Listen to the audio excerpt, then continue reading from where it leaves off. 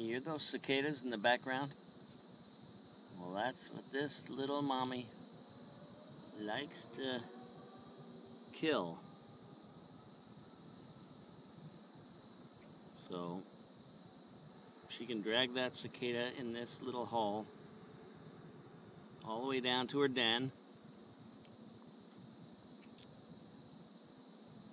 and stun it with her sting, keeping it alive, plant her eggs on the live cicada who's stunned, and when the larvae hatch, they feed on the cicada. At least that's how I understand it. I never saw it happen in real life, but it's pretty fascinating. They're not aggressive, they're just big and mean looking. And I think when I was in college at Susquehanna U, back in 76 or 80 when I graduated, I stepped on one of these guys barefoot, walking around, and they put me in the hospital. But that's just my guess. I could have actually stepped on anything, any kind of a bee. But there's not many that just hang out in the ground here. So that's our little cicada friend. We're having real good luck here with the tomatoes. The lemon boys are kind of cool. Never had yellow metas before, but they taste just like the red ones. I can't tell the difference. And the cucumbers are growing so large. It's amazing. I thought they were dead and they stopped growing, but boy oh boy was I wrong. I picked one this morning that I nicknamed George because it reminded me of me. It was so huge. His brother's still hanging here. I'm going to show you his brother. His little brother. I'm going to let sit here for a while. Where are you, little brother? Oh, there he is. Down there. There he is. That's little brother. Little brother's still a little guy, but boy, his brother was huge. Oh, look at this.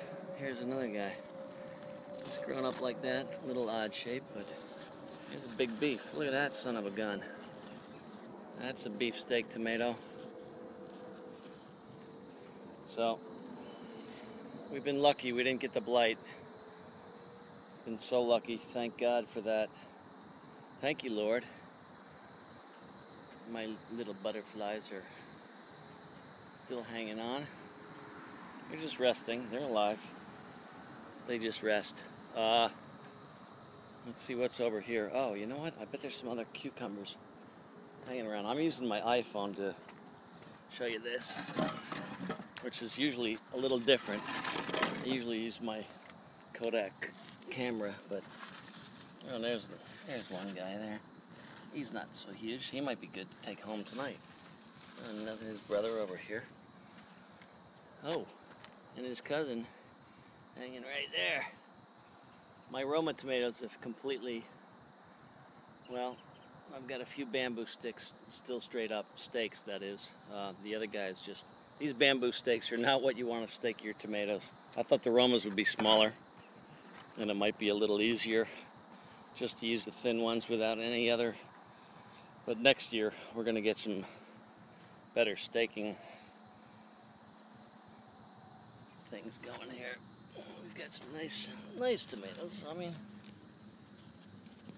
they're nice. They're getting red. So, anyway, Farmer George at you on a beautiful.